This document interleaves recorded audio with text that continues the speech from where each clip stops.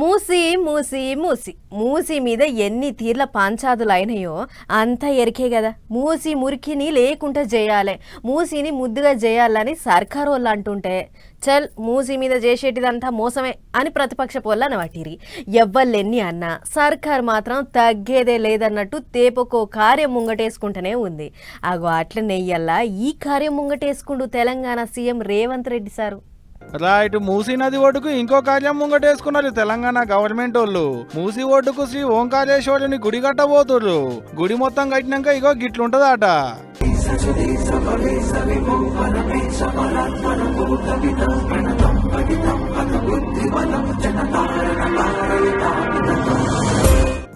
గుడికి పక్క పోంటే మూసీ నది పారేటట్టు సౌలత చేస్తాడట.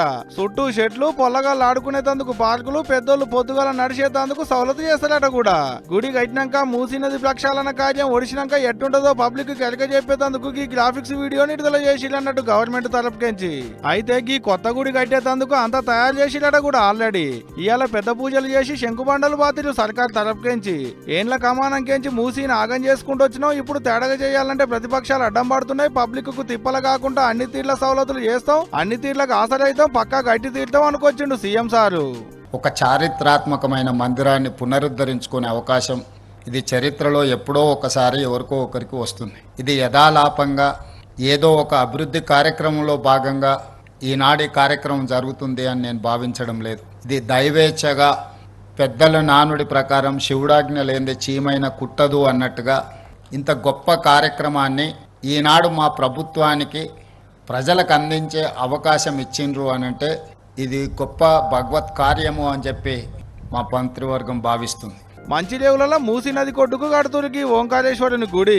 ఇంత మునుపున్న వీరభద్ర స్వామి గుళ్ళనే ఇప్పుడు కొత్తగా ఓంకారేశ్వరుని గుడి కట్టేది కూడా. 8 ఎకరాలలో 700 కోట్ల రూపాయలతోని కట్టేటికి గుడి గోపురమే ఏం తక్కువ 100 అడుగులు ఉంటదంటే చూడలేక.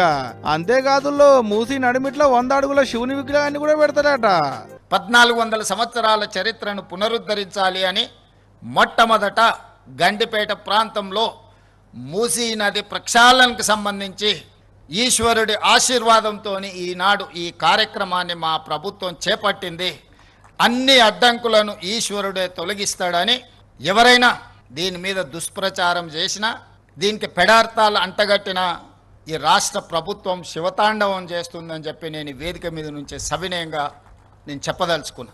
అగనాట ఎవరన్నా అడ్డుపడితే శివతాండవమే ఉంటదాట. ఇక సరే ఎట్టయితుందో ఏమైతుందో గాని గుడికి పక్క పోయింటే మూసి రోడ్లు, పార్కింగులు, బిల్డింగులు, దివి మీద శివుని విగ్రహము. ఇట్లా మూసి గ్రాఫిక్స్ వీడియో చూస్తుంటే మస్తు అనిపిస్తుందిలే. మొత్తానికి అనుకున్నది అనుకున్నట్టు సర్కారు వాళ్ళు చెప్పింది చెప్పినట్టే అయితే గిట్ట అవుతుంది అన్నట్టు మూసి ఒడ్డుకు.